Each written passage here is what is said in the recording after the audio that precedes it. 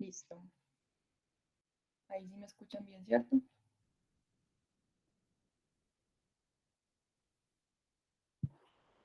Si estás hablando en este momento, no te escuchamos. ¿Ahí me escuchan? Sí. Listo. Bueno, buenas noches para todos. En el día de hoy, para el semillero de investigación en dermatología de la Universidad de Caldas, voy a dar la charla de cuidado de heridas. Yo soy Laura Sofía Serna, yo soy médica general egresada de la Universidad Tecnológica de Pereira. Entonces, para iniciar, definir qué es una herida. El Instituto Nacional de Salud define la herida como una ruptura de la piel u otros tejidos del cuerpo causada por una lesión o una incisión quirúrgica. Sin embargo, pues yo considero que esta definición se restringe un poco como a la definición de una herida aguda. Entonces me gustó esta de Up to Date, que dice que es una alteración de la estructura y función normales de la piel con sus estructuras de tejido blando subyacentes asociadas. Siguiendo un poco con la fisiopatología, pues el proceso de curación de las heridas generalmente pasa por cuatro fases, que es la hemostasia, la inflamación, la proliferación y la maduración. La primera, que es la hemostasia, que se da inicialmente, pues inmediatamente después de la formación de la herida, va a haber una vasoconstricción y una agregación plaquetaria, y pues se va a desencadenar la cascada de coagulación, y se van a liberar pues también factores de crecimiento, y esto va a producir pues esta hemostasia inicial. También va a haber pues una matriz de fibrina, la cual va a estabilizar esta herida y va a proporcionar como un soporte provisional. Eso se va a generar pues que el sangrado inicial pues vaya a detenerse. Generalmente se da pues inmediatamente después de la formación de la herida, hasta 3 días después. Ya luego sigue la fase de la inflamación, donde va a haber un aumento de la permeabilidad vascular, va a haber un reclutamiento celular de leucocitos, macrófagos, neutrófilos, mastocitos, los cuales van a liberar sustancias vasoactivas, que se va a ver como una vasodilatación, y que lo que se va a ver clínicamente pues como los signos de inflamación, el edema, la hinchazón, el calor local. También pues va a haber producción, digamos, en las heridas crónicas, pues generalmente es en esta fase donde se va como a detener este proceso de curación, ya sea por la presencia de cuerpos extraños, de material necrótico, de bacterias, que va a producir una producción anormal de metaloproteasas en esta matriz, y esto va a alterar como el desequilibrio a nivel de esta fase, lo que va a producir como una perpetuación en esta fase, y por eso es que se va a demorar más de lo normal en las heridas crónicas para curarse. Ya luego sigue la fase de proliferación, en donde hay una proliferación de las células basales y también una migración de las células epiteliales. Va a haber también pues la proliferación de fibroblastos, los cuales pues se van a unir a esta matriz de fibrina, van a producir glucoproteínas, mucopolisacáridos, colágeno y también miofibroblastos. Los miofibroblastos son células que tienen propiedades contráctiles, entonces va a haber como la contracción inicial de esta herida. Y pues esta matriz de colágeno va a inducir la angiogénesis, se van a formar nuevos vasos. También aquí, en algunas heridas crónicas, pues en esa fase puede haber una detención, lo que va a afectar esa fase, y pues se va a cronificar esas heridas. Y ya por último, ya sería la fase de maduración o remodelamiento, en donde las fibras de colágeno, que generalmente es colágeno tipo 1 y 3, pues que estaban desorganizados, se van a ir como degradando y reformando, produciendo pues una mejor resistencia de la herida. Generalmente pues se dice que la resistencia a la herida va a retornar como a un 80% de lo que era antes, pero pues nunca va a retomar el 100% de como era antes. En cuanto a la etiología, pues se puede clasificar las heridas en agudas o crónicas.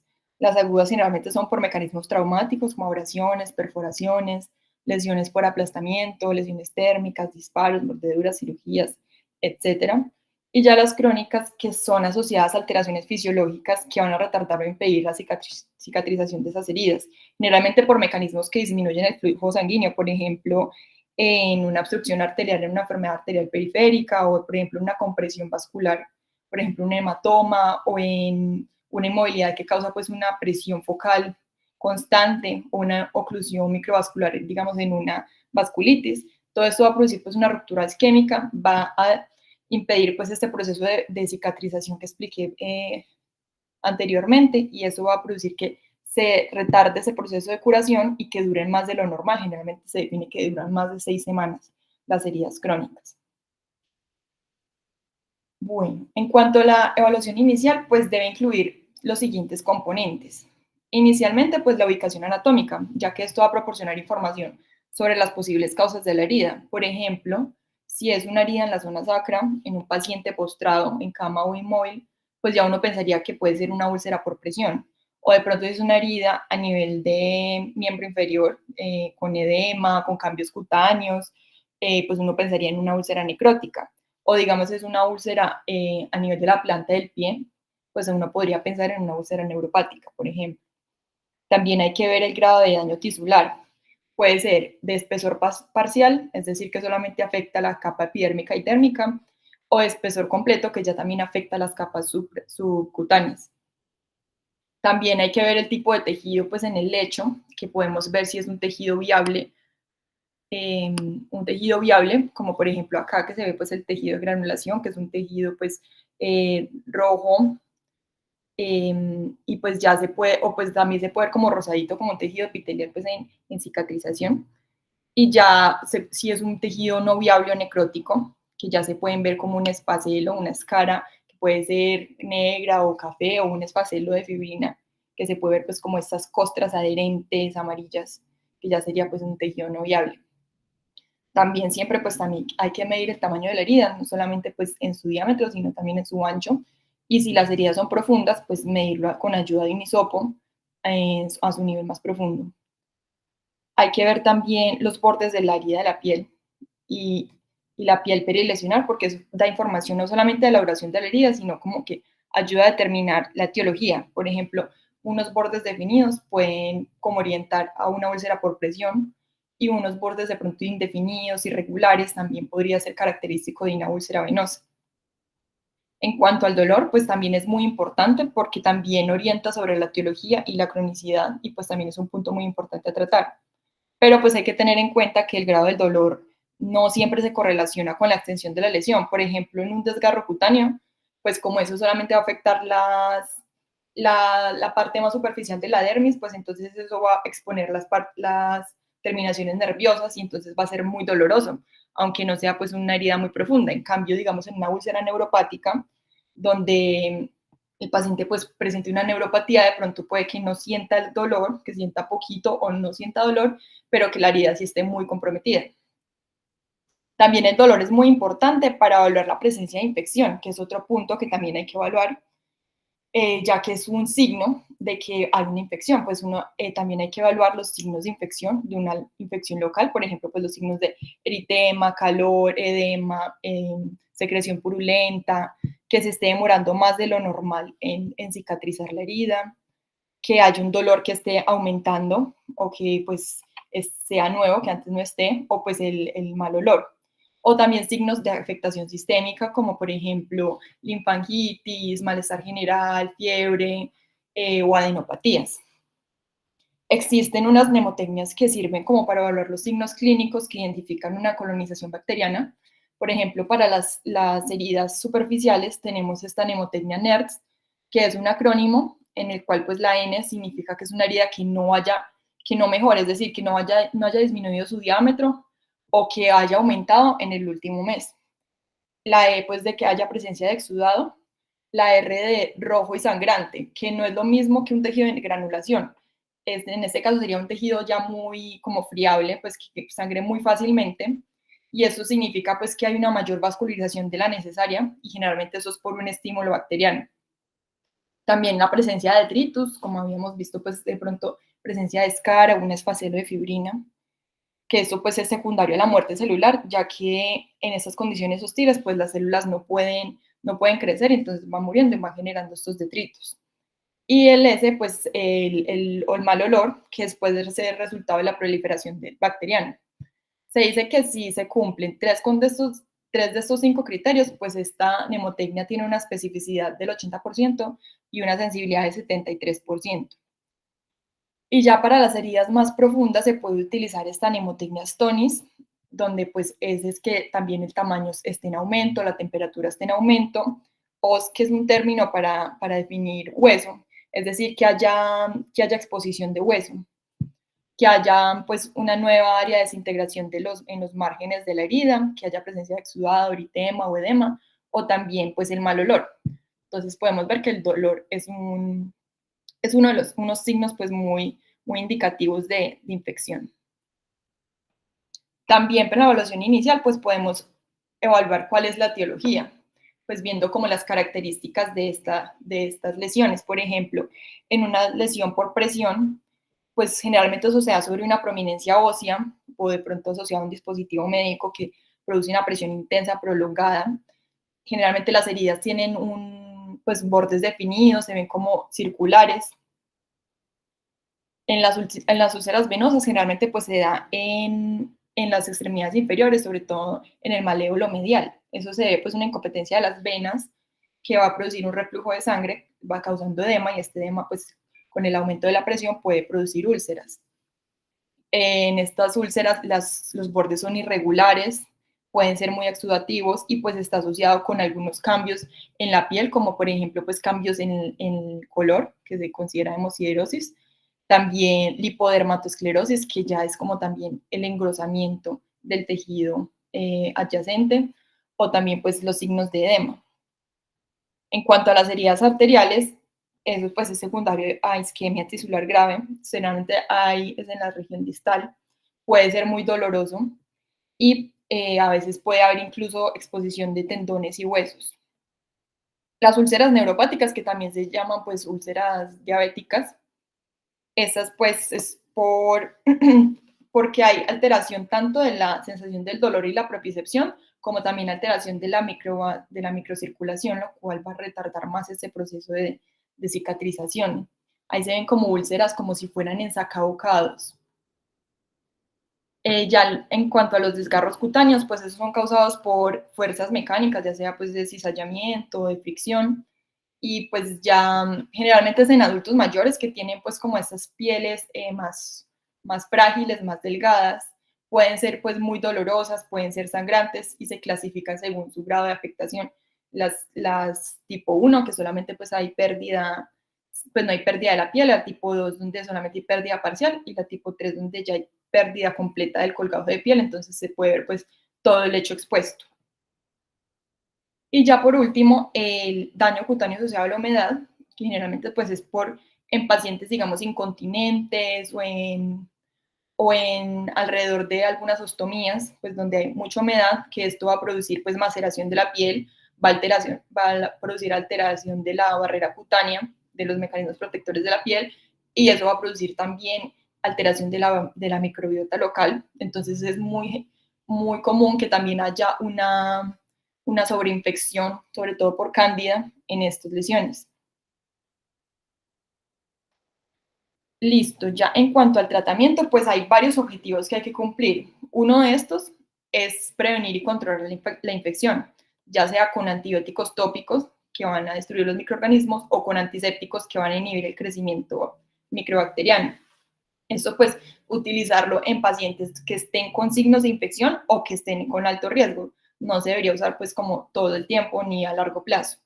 Se pueden utilizar sulfadiacina de plata, bacitracina, mupirocina, mafenidato, yodopovidona, ácido acético e incluso la miel. Me pareció muy interesante pues leyendo la literatura que hablaban que la miel también se utilizaba, había miel de grado médico y pues leyendo como más o menos cómo era el mecanismo, se dice que pues la miel, como tiene un pH ácido y también una alta osmolaridad, pues entonces esto va a producir como un ambiente hostil para las bacterias para que crezcan. Y también esta va a liberar peróxido de hidrógeno, que también es un antibacteriano. Entonces estos son los mecanismos pues por la cual la miel también es utilizada como antibacteriano. También se debe hacer limpieza de la herida rutinaria pues con cada cambio de apósito, idealmente con productos que sean lo más fisiológicamente compatibles. Pues el más fisiológicamente compatible, que es el menos citotóxico, pues va a ser la solución salina, que pues no va a tener efectos antisépticos. Entonces también se pueden utilizar soluciones como clorhexidina, como yodopovidona, como ácido acético, aunque pues no siempre son necesarias. Pero pues sí se deberían evitar sobre todo las soluciones de hipoclorito, de peróxido de hidrógeno, o amonio cuaternario, ya que son muy citotóxicos y esos van a como retardar ese proceso de curación porque van a dañar también los fibroblastos, entonces se va a retardar más el proceso de curación. Por otra parte, pues si es necesario, si se ve el tejido necrótico infectado en la herida, en la mayoría de los casos está indicada el desbridamiento, que sea lo antes posible, que eso va a permitir una mejor estimulación y va a disminuir la carga bacteriana. Esto se puede hacer por métodos quirúrgicos, que es como el método más usado porque es realmente rápido, o también se puede hacer con métodos enzimáticos como con la colagenasa, con la papaína, con la bromelina. Con métodos biológicos, pues también hay en la literatura que se utilizan larvas de grado médico que van a producir pues este desbridamiento, o autolítico, en el cual pues se cubre la herida y se espera como que las mismas enzimas del cuerpo pues produzcan este desbridamiento. Estos últimos pues van a ser un poco más lentos y realmente se reservan pues para lesiones que sean más pequeñas o que donde no haya pues la opción de hacer desbridamiento quirúrgico.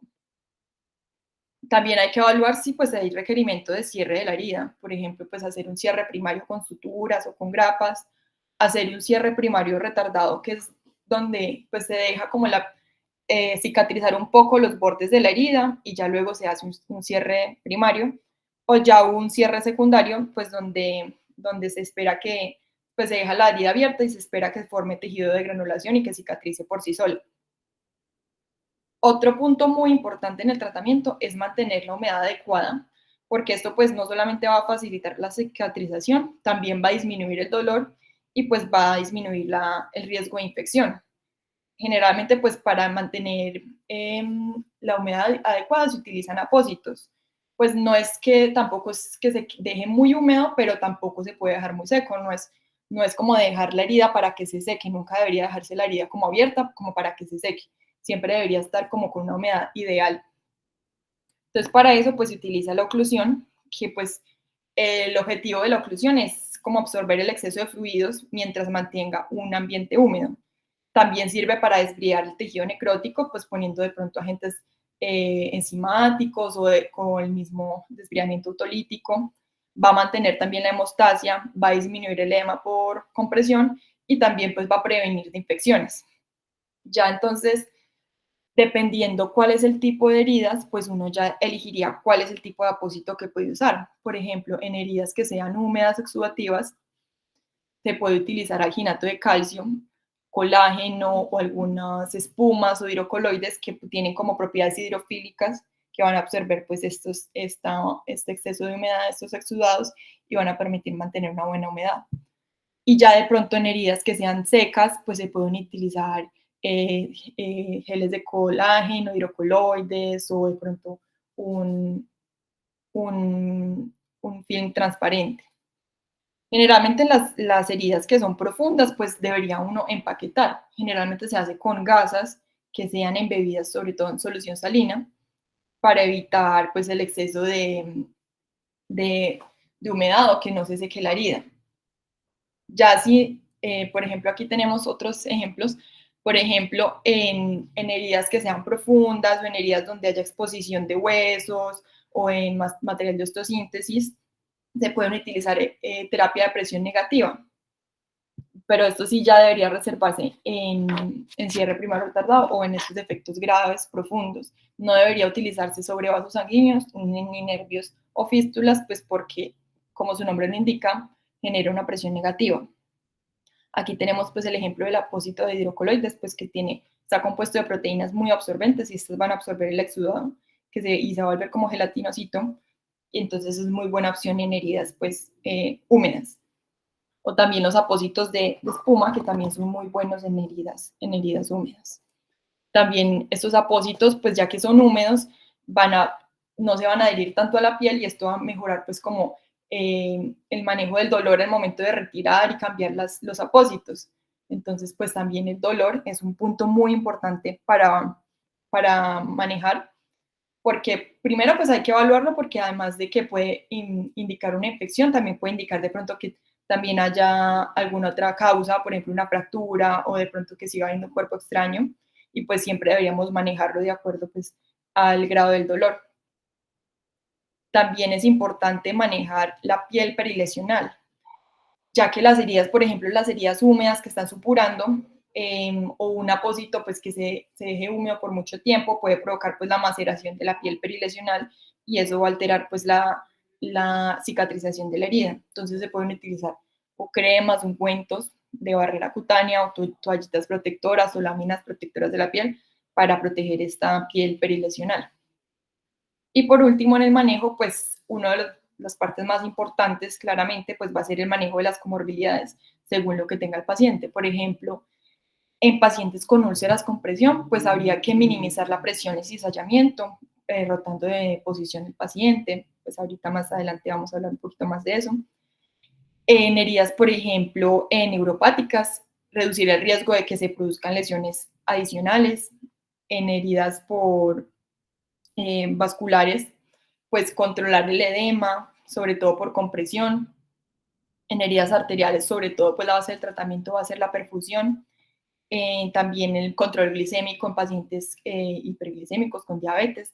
Muy importante tener en cuenta pues la salud y el estado nutricional del paciente, incluir pues un plan dietético que cumpla con todos los nutrientes que necesite y tener muy en cuenta los medicamentos que puedan retrasar esa curación y aumentar el riesgo de infección, sobre todo son los corticosteroides. En cuanto pues, los promotores de la cicatrización se pueden utilizar, pues hay varios, pero digamos que los que encontré que tenían más soporte de la literatura, por ejemplo, tenemos el dexpantenol y el ácido pantoténico. Este pues va a restaurar la barrera cutánea, va a prevenir la entrada pues de microorganismos, también disminuye la producción de especies reactivas de oxígeno y pues da a disminuir como la respuesta inflamatoria, pues la va como regular, induciendo la producción también de queratinocitos, que es pues una de las células que están en la fase de proliferación. Los retinoides también tienen evidencia, ya que pues promueven la descamación y la maduración, también estimulan la angiogénesis, la epitelización y la síntesis de colágeno, entonces pues también ayuda sobre todo en las cicatrices hipertróficas y queloides. Como había dicho antes, pues la miel medicinal, aparte de los efectos antibacterianos que había dicho, también estimula la producción de citocinas proinflamatorias, también tiene un efecto antioxidante y también produce flavonoides, que esos neutralizan pues las especies reactivas de oxígeno y eso va a promover la cicatrización. De hecho, pues hay una miel que es la Medihoney, pues que es una miel de grado médico que se utiliza para esto. El aloe vera, la curcumina, la cúrcuma, por ejemplo, pues ya siguen estando como en fases de experimentación, todavía no tienen una evidencia muy fuerte. Otro es el factor de crecimiento derivado de plaquetas, el becaplemtin, que se va a promover el reclutamiento quimiotáctico y la proliferación de células pues, implicadas en esta reparación. Y otra pues es ya la terapia hiperbárica, donde va a producir una hiperoxia. Esta hiperoxia pues va a promover como la movilización de los precursores de las células endoteliales, que pues estos tienen un papel en la curación de las heridas. Generalmente se utiliza pues en pacientes que tengan unos injertos o colgajos y donde la circulación esté más comprometida. Ya pues estos otros, hay unos que sí están como más en fases de experimentación, tienen menos, pues la literatura todavía no es muy fuerte la evidencia. Bueno, inicialmente, pues por último, todas las heridas crónicas deberían ser tratadas según el principio Timers. El principio Timers es una herramienta que ayuda a reconocer y abordar diversos factores relacionados con las heridas que pueden retrasar o afectar la cicatrización y pues esto también ayuda a orientar el plan de manejo. Entonces también es un acrónimo. Entonces tenemos el T, que es el tejido no viable, pues evaluar si la herida presenta pues un lecho que sea no viable y pues evaluar entonces si tiene requerimiento de hacer desbridamiento, ya sea quirúrgico, ya sea enzimático y ya definir como qué tipo de desbridamiento hacer o autolítico poniendo apósitos. El I es la presencia de infección o inflamación, entonces evaluar pues los signos de infección que habíamos hablado anteriormente, si requiere pues manejo antiséptico o antibiótico. Luego está el manejo de la humedad, buscar entonces que la herida no esté o demasiado seca ni demasiado húmeda y pues dependiendo de esto, elegir el apósito necesario para esto. La otra es la epitelización, es decir, que haya pues el borde de la herida que digamos, si no está avanzando, evaluar si de pronto necesita algunos promotores de la cicatrización, si de pronto requiere algún tipo de protector cutáneo, algún tipo de desbridamiento. Ya los otros, pues también hay una estrategia que es actualizada, que incluye la R y la S. La R, pues, que es la reparación y regeneración del tejido. Consiste, pues, en reducir los efectos de las citocinas proinflamatorias, estimular la regeneración de las células. Entonces, pues, ahí entran los promotores de la cicatrización, el uso de células madre, pues, que también ya está en fase de experimentación, o la terapia hiperbárica. Y por último, pues la parte social, siempre evaluar los factores sociales que puedan afectar el proceso de cicatrización.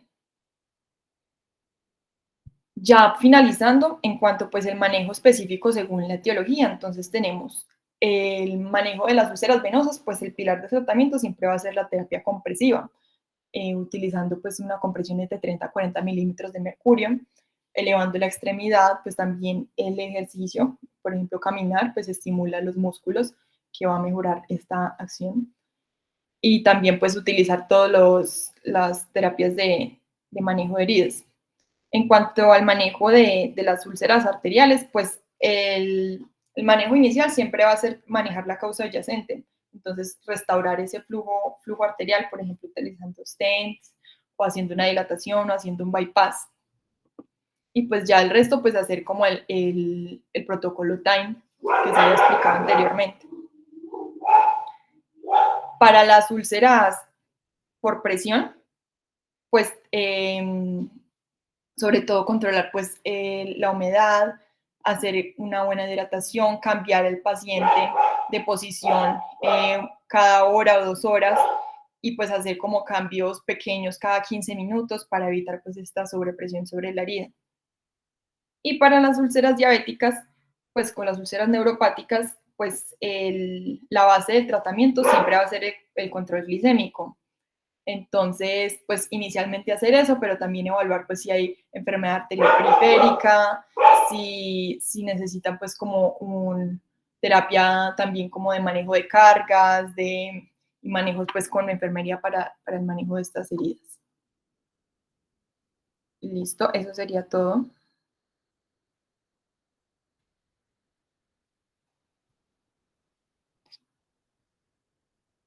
Muchas gracias. No sé si de pronto tengan alguna duda o de pronto algún comentario.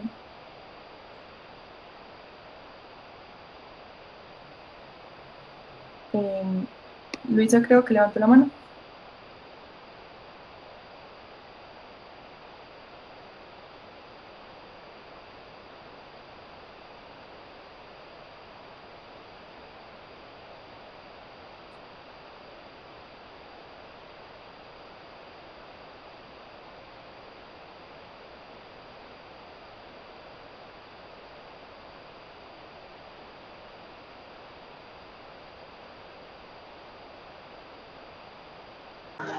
Bueno, al parecer no hay preguntas. Muchas gracias a todos por la asistencia. Muchísimas gracias. Hasta luego. A ustedes muchas gracias. Hasta luego.